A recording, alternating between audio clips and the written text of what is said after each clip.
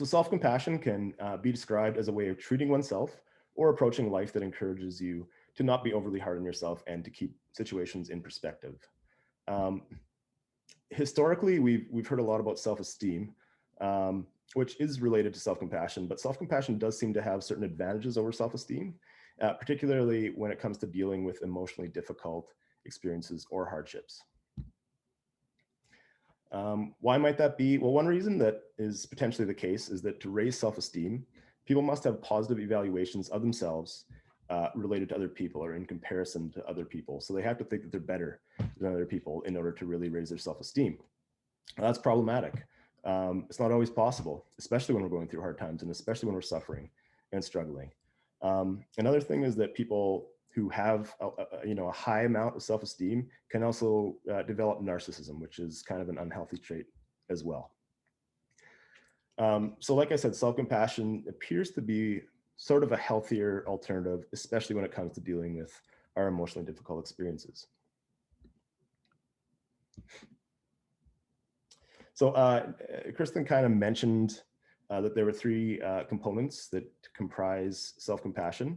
I don't believe she named them in that video, but she kind of described them. I will now name them. And the first is self-kindness, and it involves treating oneself with kind of kindness, understanding in the face of pain or failure. Okay. The second is common humanity, which is the recognition that we are all part of this kind of greater human condition, and that we all go through suffering and pain and make mistakes. And lastly, we have mindfulness. And that is, it kind of involves like holding our painful thoughts and our painful feelings in sort of a balanced awareness rather than over-identifying with them. And as I said, together, they make up self-compassion. So now I'd like to get a bit into what the research tells us and what the benefits of self-compassion are. So we see that self-compassionate people are typically able to recognize and understand that everyone makes mistakes and experiences failures. But it rarely helps to dwell on those mistakes and failures. Instead, self-compassionate people are able to acknowledge their mistakes and failures, but learn from them and move on from them more quickly than less self-compassionate people.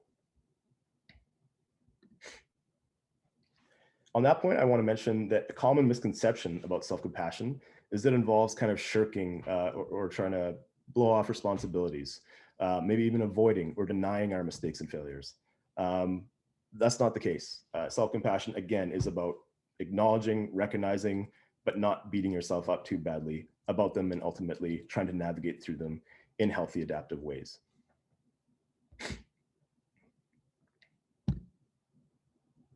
So there are a lot of benefits to self-compassion that we've seen in the literature and the research. I wouldn't be able to cover them all today. We wouldn't have enough time, but some that stand out to me include each of the following. So people that are more self-compassionate typically endure or experience or feel less shame, which is really a maladaptive emotion, less guilt, less embarrassment, and less humiliation. They also have higher levels of psychological well-being and overall well-being and healthier coping approaches. So at this point, I hope that you kind of have a feel or a bit of a, a vague idea of what self-compassion is and how it can be beneficial to people. I'd now like to kind of switch gears a little bit and get a little bit more specific and talk about self-compassion and how it can help athletes.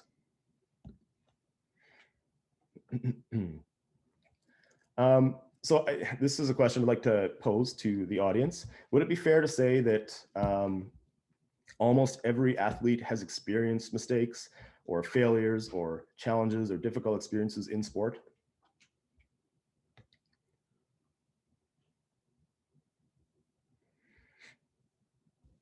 And I'm not hearing, but I trust that we're kind of on the same page there, right? I think I'm pretty confident that that is the case. Every athlete has gone through something that's been tough.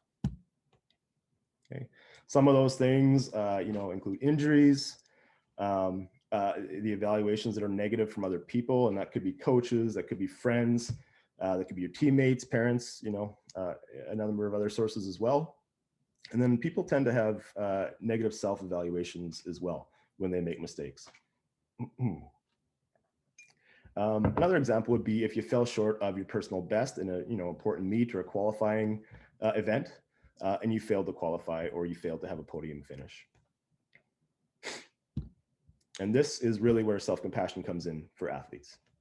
So self-compassion can help athletes move on from these sport-specific negative or emotionally difficult experiences in healthier, more adaptive ways. Now, touching on those three components of self-compassion, and once more to refresh your memory, those are mindfulness, self-kindness, and common humanity. So here we have this sort of mindful awareness and not getting too caught up in what a mistake is and trying to look at it objectively. Okay. We're also, self-compassionate athletes are less likely to be too hard on themselves, less likely to beat themselves up, and that's, self-kindness. And then common humanity, lastly, there is the recognition that, we all make mistakes, we all screw up. It's just kind of part of that human condition. So accordingly, self-compassion can help to speed up the recovery from a number of setbacks in sport and even lead to improved sport performance through learning from our mistakes. Now, I don't know what kind of percentage of the people that are watching this presentation have heard of self-compassion, but I would venture to say that not all of you have, and potentially not even the majority have. Now, partly that is probably due to the fact that it's kind of a new topic of study, particularly in sport. It's only really been kind of looked at in sport for about the past 10 years, maybe 11 or 12 at most.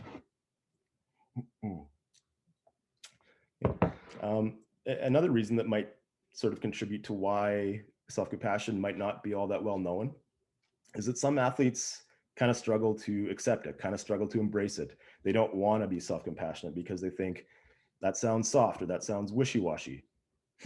Okay? They believe that they need to be really hard on themselves in order to optimize their potential in sport. Okay? But in reality, self-compassion can help them get there. It's not what they think it is. So when we kind of look at what we have for how self-compassion has been studied with athletes, the majority of the research to date has been with exclusively women athletes or a combination of men athletes and women athletes. A couple of reasons that might be the case. At one time, there was this evidence suggesting that women have lower levels of self-compassion than men, and that might be part of the reason why the majority of research was with women. And then additionally, women athletes are kind of more likely to be evaluated on both performance and appearance, unfortunately, in sport. So maybe the researchers believed that women athletes had a stronger or greater need for something like self-compassion. So regardless of the reason, we do know a bit more, and we have a bit more evidence of the ways that self-compassion can help women athletes navigate sport-specific challenges as opposed to men athletes. However, with that being said, as I believe was mentioned at the start, much of my work in my PhD has been, well, all of my work on my PhD has been with men athletes and self-compassion. And I'll touch back on this in a bit more detail here in a few moments. Before I do that, though, I would like to talk just kind of briefly about what was my master's study. And that was a study with women athletes and self-compassion. So we had 103 women athletes, and they ranged from 14 to 25 years of age. They represented a variety of sports, both team and individual. And so they were asked to kind of, or not asked, I should say, but presented with this hypothetical scenario of being responsible for losing an athletic competition for their team. Okay, and they're also asked another scenario to recall the worst thing that has happened to them in sport during the past year that was or was not their fault. And so what we were really interested in was how they responded, was how self-compassionate people responded and how people that were less self-compassionate responded to those types of difficult sport-specific scenarios. And what we did find was that the athletes who were more self-compassionate were more likely to have healthy reactions, thoughts, and emotions in response to both the recalled and emotionally difficult scenario. Okay, so when I say healthier reactions thoughts, so one example of that would be reduced amount of catastrophizing thoughts, or less negative affect, which is kind of just the general experience of negative emotion. But regardless, we found it very encouraging that self-compassion, did show promise for helping women athletes deal with emotionally difficult sport-specific situations in these types of healthy ways. Now, this is kind of an overview of the first two studies of my PhD project. The third one will be coming up here on the horizon soon, but I want to focus on these two for now. So the first study that I conducted was with 172 men athletes, and they were between 16 and 35 years of age, also from a wide variety of sports, both team and individual. They filled in an online survey with a number of measures, including self-compassion,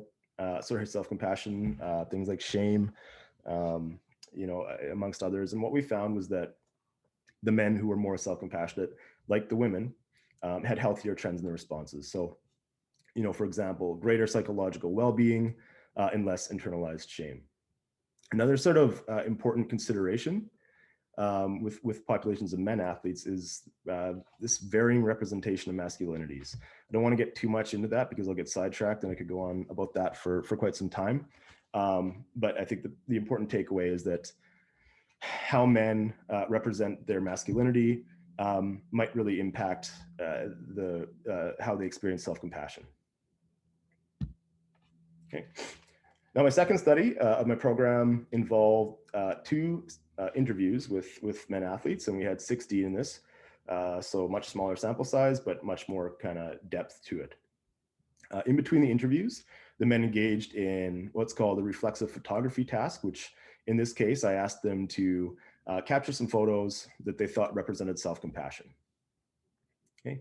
Now, the men were generally fairly supportive of self-compassion. We didn't really know what to expect, given some of what I've talked about already and how some people just sort of instantly reject self-compassion. They were particularly willing to practice it and embrace it if they believed it could help them navigate through difficult experiences in sport and ultimately improve their performance. And again, in this study, we did see that masculinity also seemed to be an important consideration. So pretty much any self-compassion study with men athletes should, think about masculinity and how it can play a role.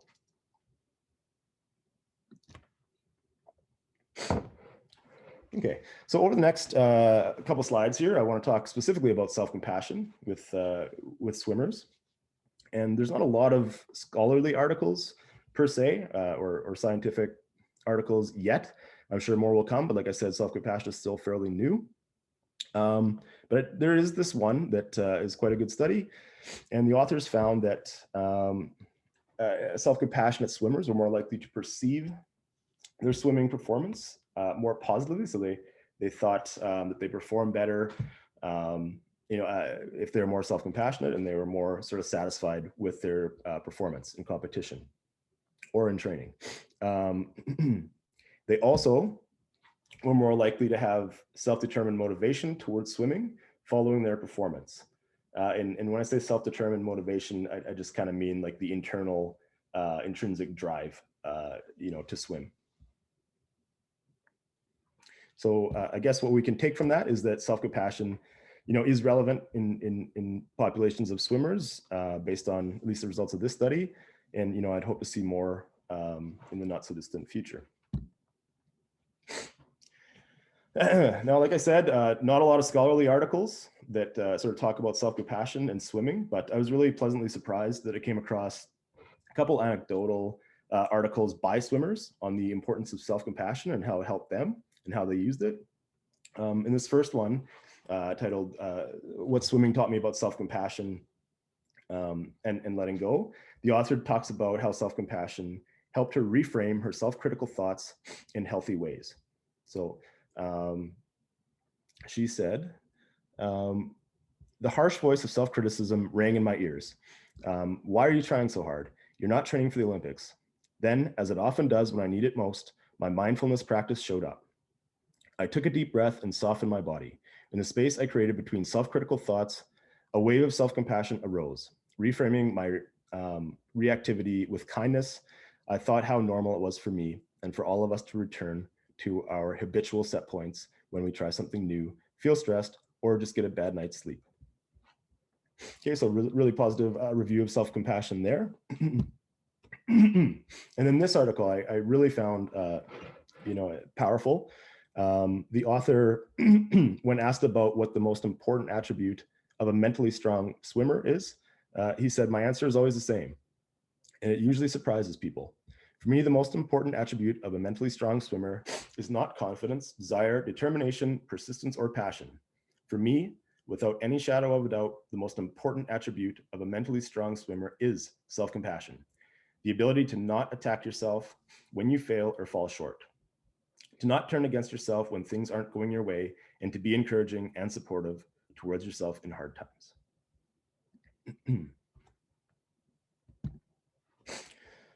So now I do want to change gears one more time here and kind of get into a bit more of the practical side of things.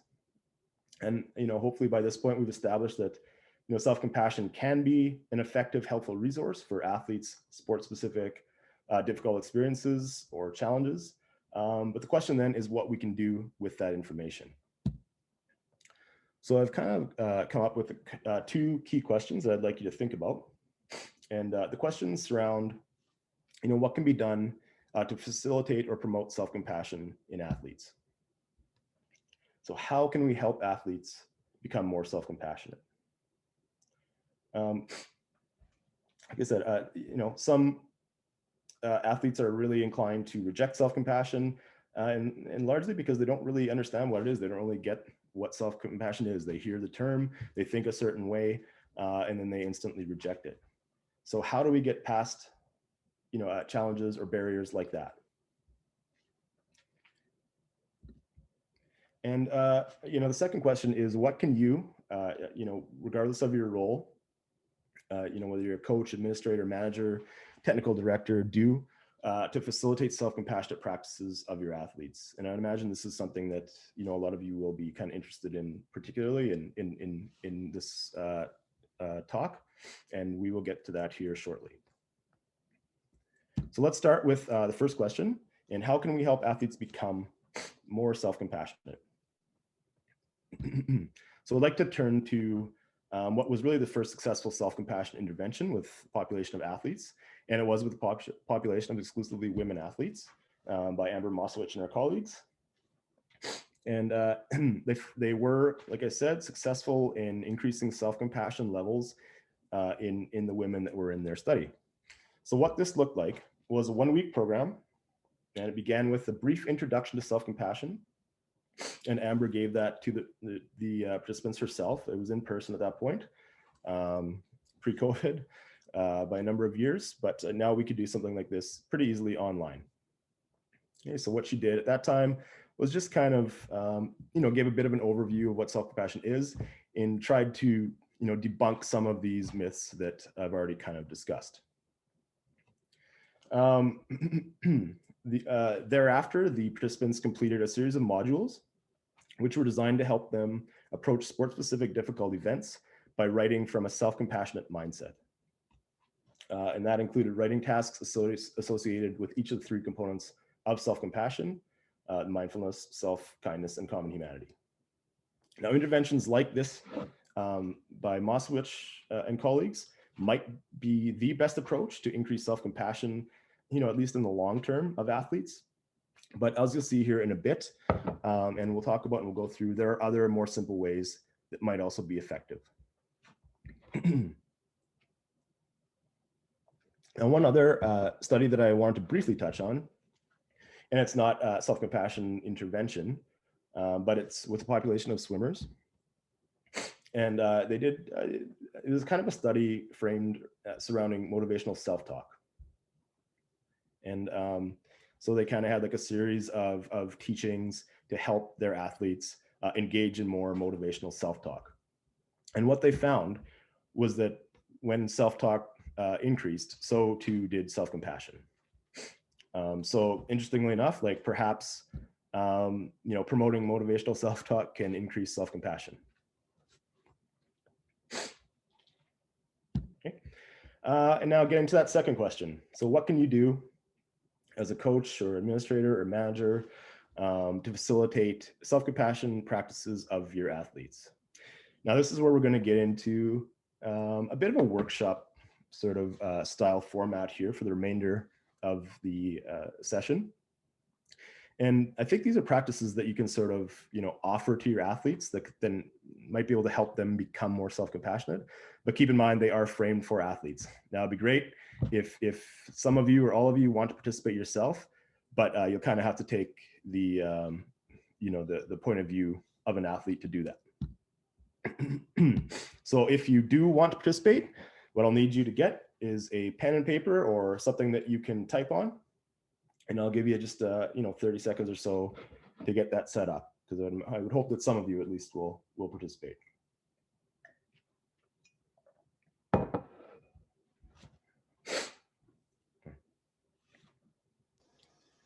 Did you want breakout rooms or anything, Nathan? Or just group? I guess I hadn't really thought about breakout rooms. It doesn't really matter. Just let me know and we can do it. It's all or not. If you're going to do it this way, that's good. Yeah. I think this will be okay. Okay, cool. All right. So I have a few activities here. And this is the first. So I'm asking you to envision the following scenario. So you are a highly competitive swimmer, and you've been training 6 days a week, twice a day for the past 2 years, with the goal of qualifying for the upcoming Olympic Games. Your personal best time in the 100-meter butterfly ranks second amongst swimmers vying for nomination and selection in Canada. However, you've not posted the time you need to be nominated and selected in a sanctioned event. And the Canadian Swimming Trials are your last opportunity to do so. You enter the competition with confidence and you get off to an excellent start, holding the lead at the turn. But when you attempt to make your open turn, your right foot slips as you try to push off, and several competitors pass you. You finish 5th and fall well short of your personal best and fail to qualify for the Olympics. Okay, so I imagine we can all agree that would be a pretty emotionally difficult, draining experience. So now the activity itself is, I would like you to consider the situation presented on that slide, what we just talked about, and answer the following questions. So if you can write them down or type your response, that'd be great, and we can talk about them once you do that. So question 1 is, what would you say, to a teammate or a friend if they made that mistake? So now trying to frame it that way. So this isn't you, right? I had you kind of in that mindset that was you that made the mistake, but now it's your friend or your teammate, and they've made that mistake. What would you say to them? Okay, so I'll give you about a minute here or so to write down a response.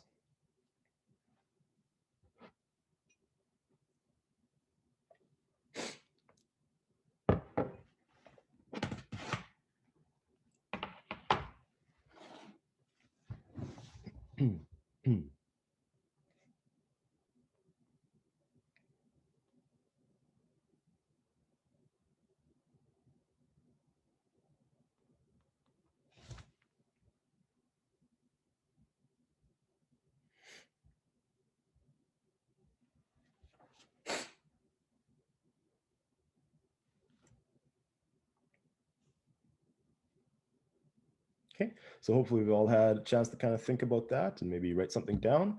The second question is, related to the first question, I would tend to think, but perhaps not. And question number 2 is, how would you comfort your teammate who made this mistake? So it might not necessarily be talking in this case. It could be a gesture or just kind of a soothing touch or something like that.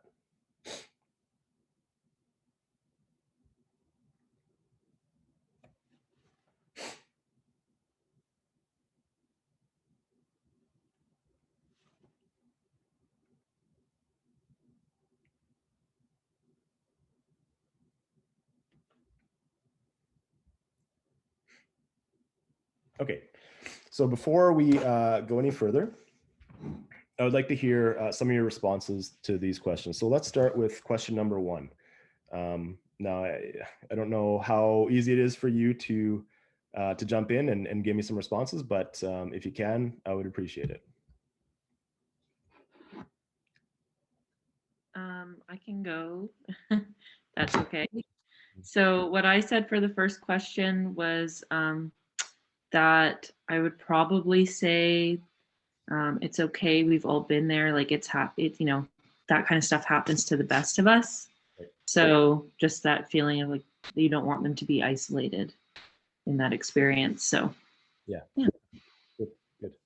What else? What other kind of things are we telling our teammate who went through that, you know, emotionally difficult experience? I would probably give them a hug. Sometimes I think not saying words might be better than just a, as you said, like a physical gesture towards them. Yeah, absolutely. Yeah, that can be very, very comforting for sure. Anything else? I'm really sorry that that happened to you. You know, we've all done something like that, and it really sucks when it does happen. Yeah, for sure.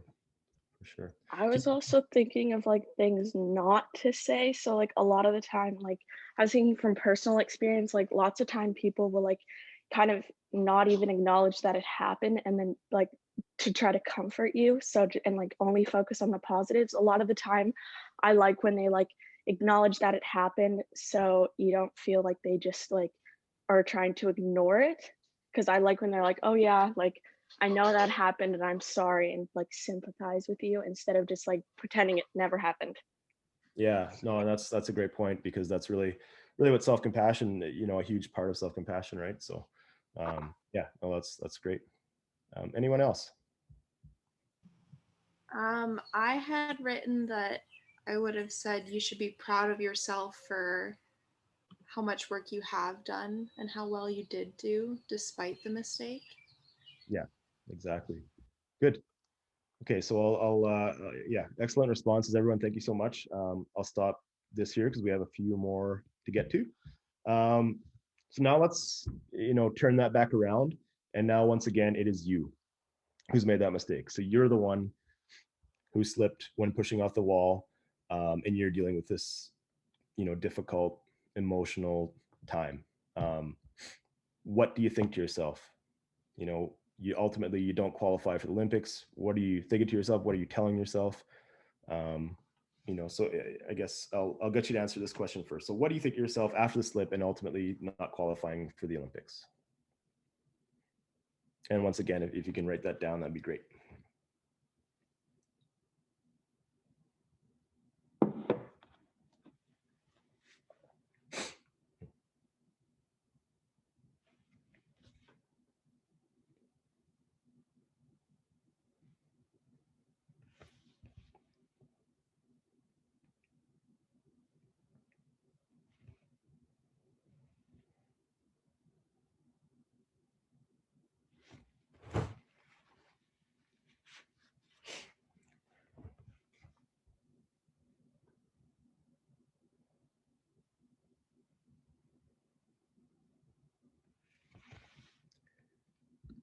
Okay, and then this is kind of, you know, a critical question here. Would you be harder or easier or the same on yourself, you know, compared to your teammate who made the same mistake?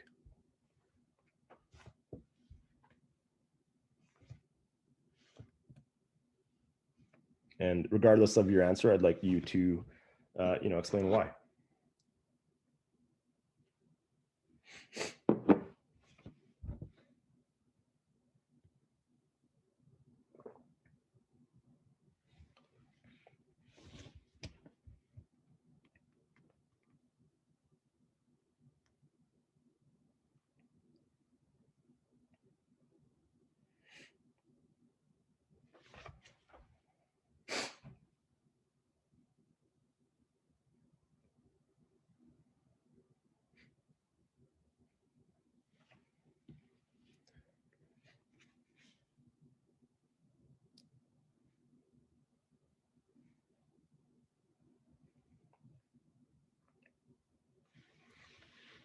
Okay, so let's start with question 3 here. So what are we thinking? You know, you've made that mistake. It's pretty devastating. You know, I would think. What are we thinking to ourselves? What are we telling ourselves? had one word. It was damn. That's it. Yeah. Yeah, that pretty much sums it up, doesn't it? What are some other things? Can you hear me? Yeah. Sweet. My tendency is kind of to let that moment define who I am in that moment. I feel like a failure. I am this failure. Yeah. Of course, that's not what you want to do, but that's like For where sure. you want to go, kind of. Yeah, you're certainly not alone. I think a lot of people have that tendency. I see a hand up. Yeah. Jack? Personally, I would just I'd be very disappointed in myself, and probably in the next day, try and forget about it or move on to something else and just try and put it behind me. Good. Well, thank you for sharing. Okay, so yeah, so a lot of kind of tough love, it sounds like, for the most part, right? But then our last response there was, pretty hopeful that we could maybe put that in the past and move forward. So that kind of brings me to question 4. And would we be harder, do you think, or easier, or roughly the same towards yourself than you would be towards a teammate with that same mistake? I would say harder, because it's your mistake that you've made and you have to live with it. Whereas if it's a friend, you can kind of walk away from the situation and you don't feel the weight of it. Sure. Yeah. And thank you for giving me the why there as well. I appreciate it. I think for me, it's like I had control of my destiny and I let that moment go, or I didn't alter it in a way that would benefited me. So it's sort of like from a macro level, accidents happen and I just, my foot slipped, that happened. But inside you want to think that was my fault and I could have changed that. For sure. Yeah. Yeah. I guess I wonder why, because I think what we're seeing here is most people saying that, we're harder on ourselves when we make the same mistake than we are on others. And I'm hearing a couple reasons why, but do you think we should be? Does that make sense? I know what we're saying, we have to deal with it, we have to live with it going forward, but is that a reason to, to treat ourselves worse than we would someone else? And I'm not sure that it is, but that kind of brings me to compassion versus self-compassion, right? And why can't we turn that same approach to other people inward that we would to others? So yeah, did anyone else have anything else they wanted to share on that? I tend to have a very bad habit of being really hard on myself, and I think of it as a way, maybe if I remember how bad this moment felt, I won't do it again. Right. You're using that harsh self-criticism as motivation moving forward. Is that fair to say? Yeah. Okay.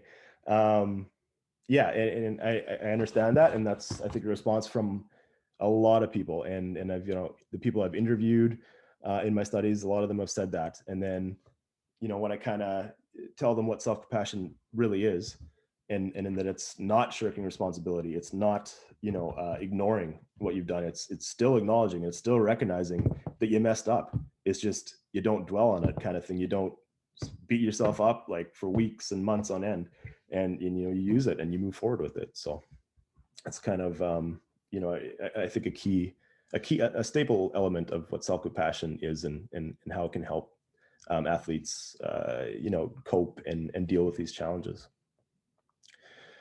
Okay, so we're going to move on to our final couple questions here. Now, you're the coach of the athlete in this case study. How do you apply the principles of self-compassion and help comfort your athlete? And what do you think might be particularly important to focus on? If you want to write that down, you can, or if people have answers right now, you're welcome to jump in.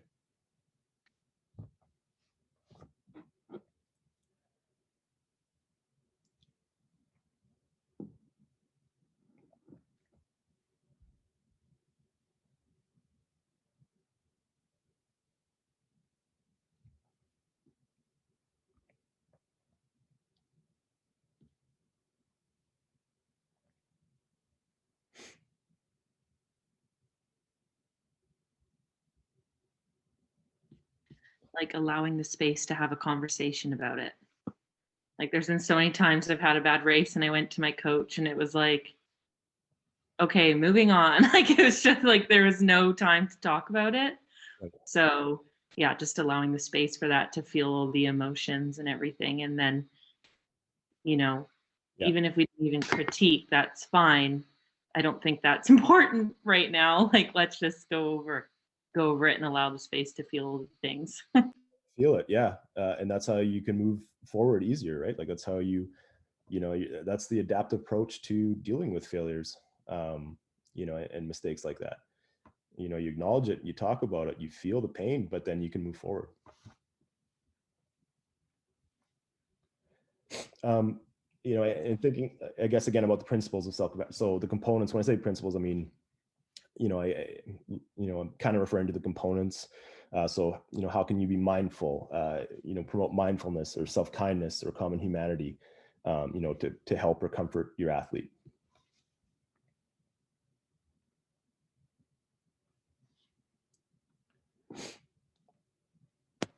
So, hi, I think what I would do if I were the coach, my approach would be similar to what was just said. I would make time and space for the conversation. But as the coach, I wouldn't say anything until I've heard what the athlete has said. I would ask them how they felt about the race, what their thoughts, and if they're disappointed, I would ask why. Yeah. And then try and get their input first, and then I would share my perspective on the thing, remind them to be self-compassionate and that they trained hard for this and it was a slip and it happens and we're all human. Great. Thank you. Anyone else want to share? I think in a moment where, like, if we're at the end of the season and there's nothing we can really do short term to move on from that moment and improve, I think just looking at the things that we did right and the successes that were there despite the one obvious failure, once the athlete has kind of felt the emotions and allows space for some constructive discussion about it, I think that focusing on those like small victories is super important going forward to sort of rebuilding the emotional like stability of the often kids we work with. Yeah, absolutely. And like you said, I mean, the example, this person is one of the best in Canada. It's at the 100-meter butterfly, and I think you hit the nail on the head. They're reminding them of that, right? And just kind of helping them to understand that this is going to happen to everybody. Just the magnitude in this case happens to be pretty extreme, but it can happen, and it does happen to everyone. So yeah, great. Thanks so much, everyone. We're going to move on to activity number 2 here. And so this, so again, this is what you're kind of given to your athletes, right? So if you're wanting to help them think in more self-compassionate ways, this is, another approach. So you're asking them to recall the worst thing that has happened to them in sport in the past year. Okay. So again, you're the athlete in this case. Please write down or type a couple sentences describing this terrible thing that's happened, or this emotionally difficult thing that's happened. It could be something like what we talked about in activity 1. It could be an injury that you had to miss time with, or it could be something else entirely. Okay, so just take a minute and write down a couple sentences describing it now, please.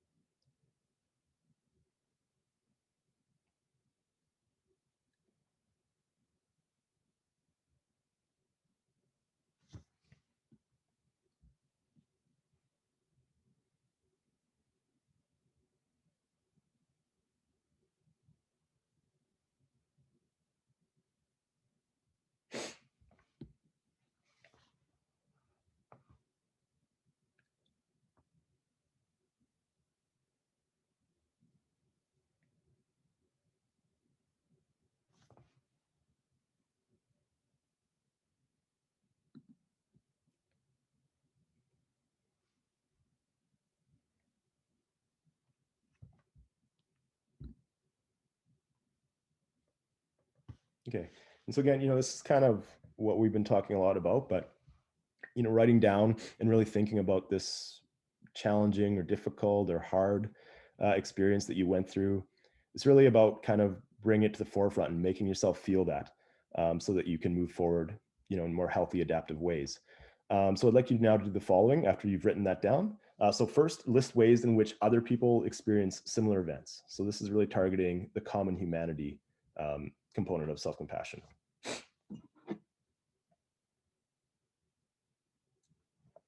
Okay. And then you can do the second one at the same time as well. So describe the event in an objective and unemotional way. And that's kind of hitting on mindfulness.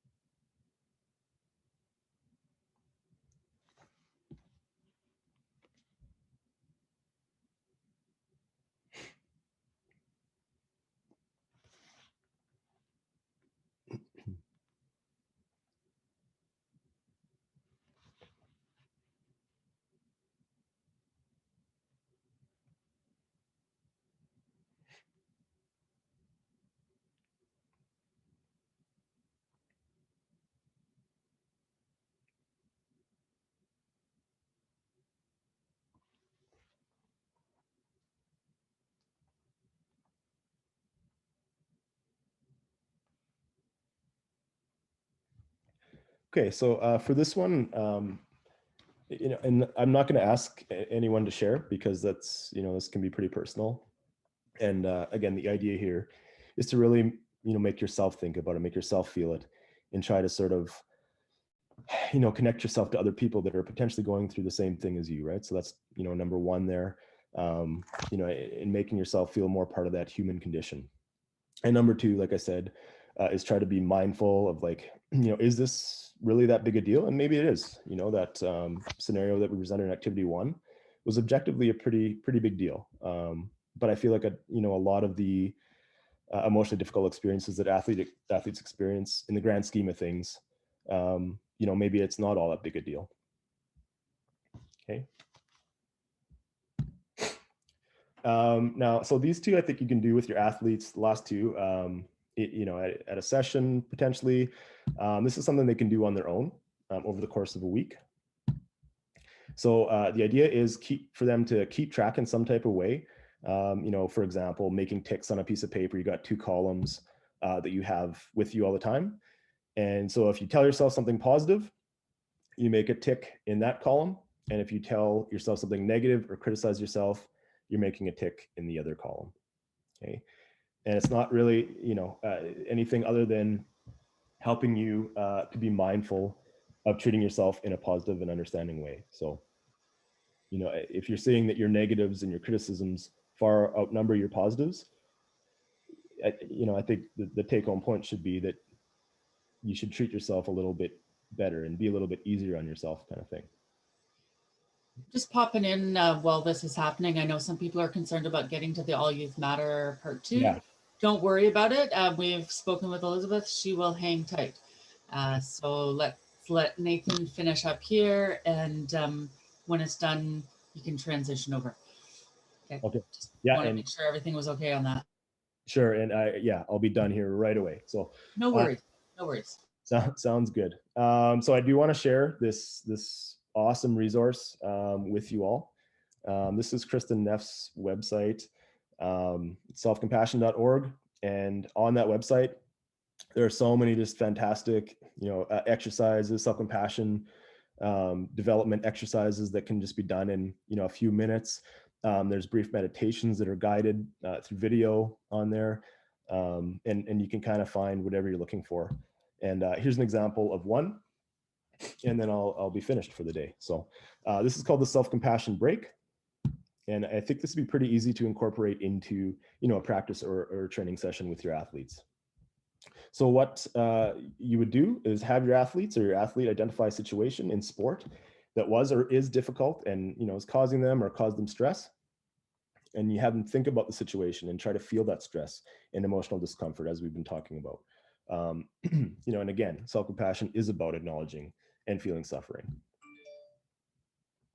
Now, have them go through these prompts and say to themselves, things like, it doesn't have to be this, it could be something similar, but this is a moment of suffering, or this hurts, this is painful, something like that. And that is mindfulness. Okay.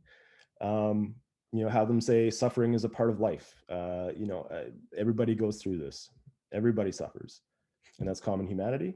And then lastly, have them tell themselves that they should be kind to themselves, which is hitting on self-kindness. And this is just, like I said, something so easy and so quick.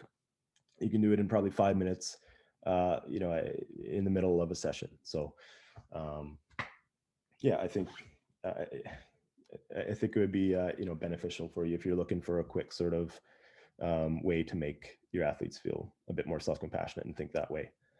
And that is all I have for you today. So thank you so much again for being here and listening to me and participating. Thanks so much, Nathan. I think All Youth Matters is, if you need to go to that, you can go.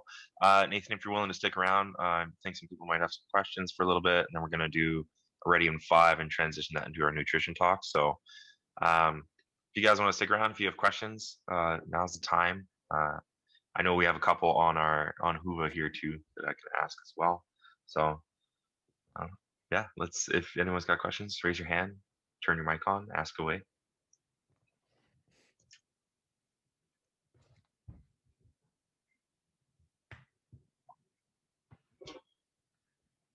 I have a question actually, Nathan. So like how could self-compassion sort of be talked about throughout practices, like little things, so that it's not just sort of when something happens, but just becomes more of a regular conversation throughout practices? Yeah, and that's a good question. I think really the goal of self-compassion is to make it kind of a lifestyle or approach to life, an attitude, if you will, rather than something that you have to think about, and practice and use. There's kind of varying, I guess, views on what it is. A lot of people, I think it's most commonly referred to in the literature as a coping strategy or coping resource.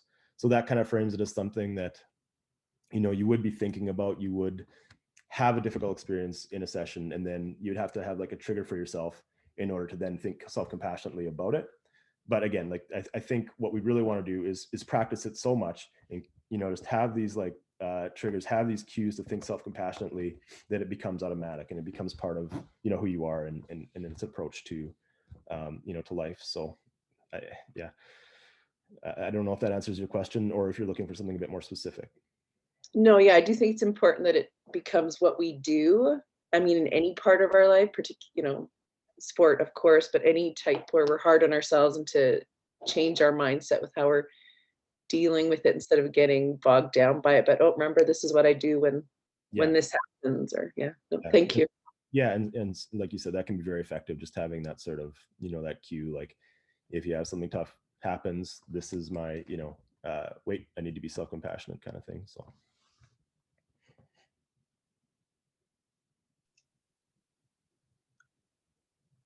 Maybe I'll touch on this one because I know some people are curious about this. I've seen on our app, and also I'm kind of curious too.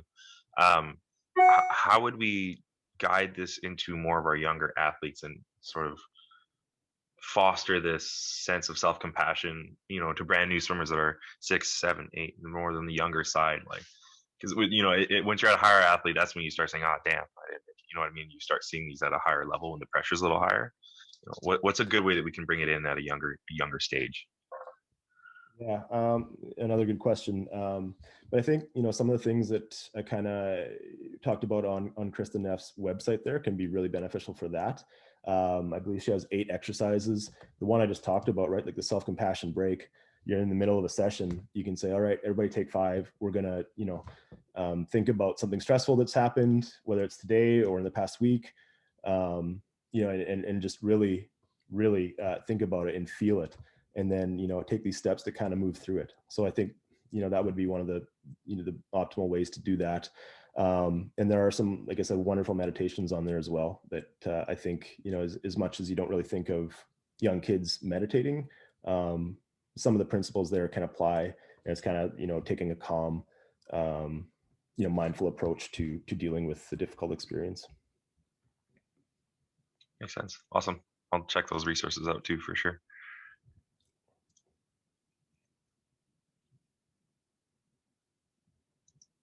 Any other questions at all?